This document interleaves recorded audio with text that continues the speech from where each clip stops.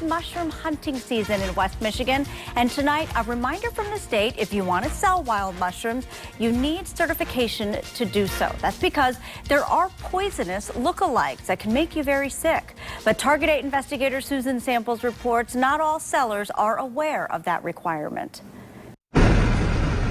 Okay, so I'm headed to buy some morel mushrooms. It's not like the sellers are hiding. Check out Facebook Marketplace of late, a fungi finder's free-for-all, one of whom I visited in Allegan County. And I'm going to ask this lady if she has a certification to do this. We'll see how this goes. Do you have morel mushrooms? Yes. I do have to ask you, are you certified to sell mushrooms? No, it can be under, what is it called? Cottage?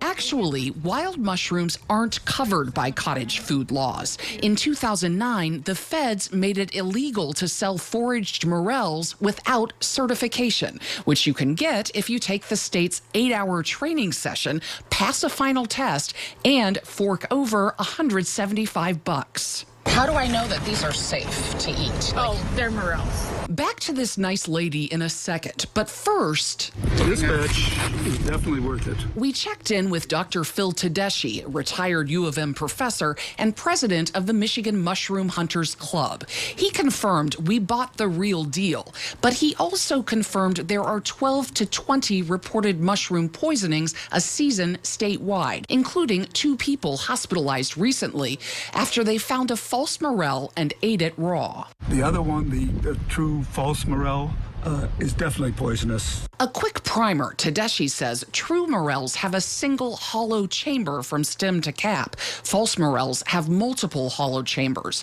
A true morel cap has cup-like pits, while false ones have wrinkles that look like a brain. Finally, true morels are shades of brown versus red-brown for false ones. Should people be buying mushrooms from uncertified people?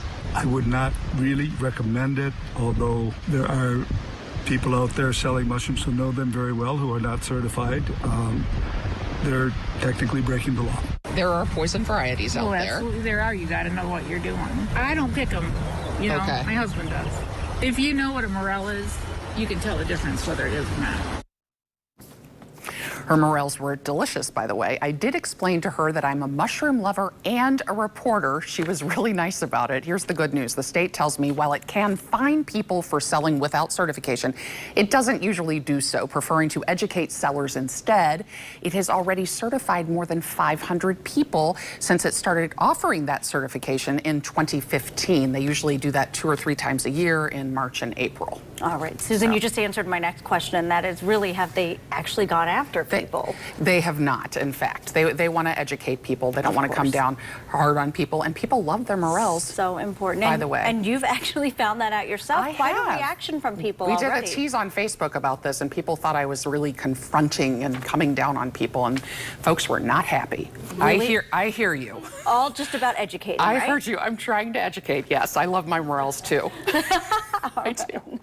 Thank you, Susan. Sure. Full disclosure there.